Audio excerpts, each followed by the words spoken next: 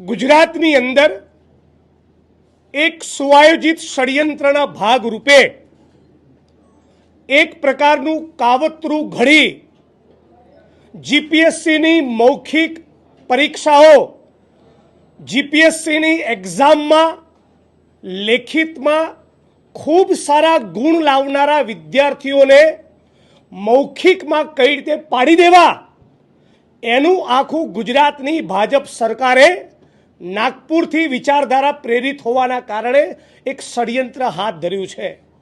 આ બીજું કશું નથી, એ ગુજરાતના આદિવાસી, ઓબીસી અને દલિત સમાજના એકલવ્યોના અંગૂઠા કાપવાનું ષડયંત્ર અને સાજિશ છે।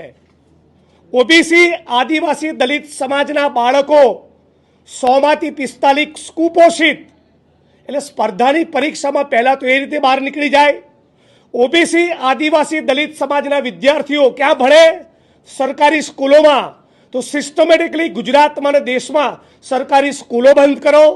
ઓબીસી, આદિવાસી અને દલિત સમાજના વિદ્યાર્થીઓને મોંઘવારીના કારણે પહેલાં પણ ખાનગી શાળાઓ પોસાતી નહોતી। છેલ્લા 10 વર્ષમાં શિક્ષણનું જે પ્રમાણેનું વ્યાપારીકરણ અને બાજારીકરણ થયું ઓર મુશ્કેલ બન્યું છે।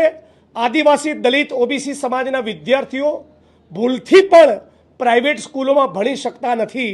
એ પ્રાઇવેટ સારી સ્કૂલોમાં ભણી શકે એના માટે યુપીની સરકાર રાઇટ ટુ એજ્યુકેશનનો કાયદો લાવ્યો, તો ગુજરાતની ભાજપ સરકાર એનો અમલ કરતો નથી। પણ આ બધા છતાં કાળી મજૂરી કરીને જે ઓબીસી, આદિવાસી, દલિત સમાજના વાલીઓ પોતાના બાળકોને, પોતાના સંતાનોને, વિદ્યાર્થીઓને ભણાવે છે, એ વિદ્યાર્થીઓ લેખિતમાં એ તેજસ્વી તારલાઓ ઝળકી ઉઠે તો એમણે જીપીએસસી સિસ્ટમેટિકલી ઓરલમાં અતિ ઓછા માર્ક આપી પાડી દે છે, અને લેખિતમાં જેના અત્યંત ઓછા માર્ક આવ્યા છે એને મૌખિકમાં ખૂબ મોટી સંખ્યામાં ગુણ આપી એ મોટા પદોમાં બિરાજમાન થાય, અમારા માથે બેસે, એવું આખું એક ષડયંત્ર હાથ ધર્યું છે।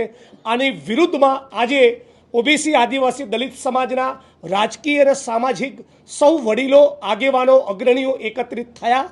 વિગતવાર 2-2.5 કલાક એની પર ચર્ચા અને ચિંતન કર્યું અને સર્વાનુમતે નક્કી કર્યું છે 1 જુલાઈના દિવસે આ એકલવ્યોના અંગૂઠા કાપનારી નીતિની વિરુદ્ધમાં જડબે સલાક એક મોટી તાકાતવાળો કાર્યક્રમ ગાંધીનગરમાં કરીશું।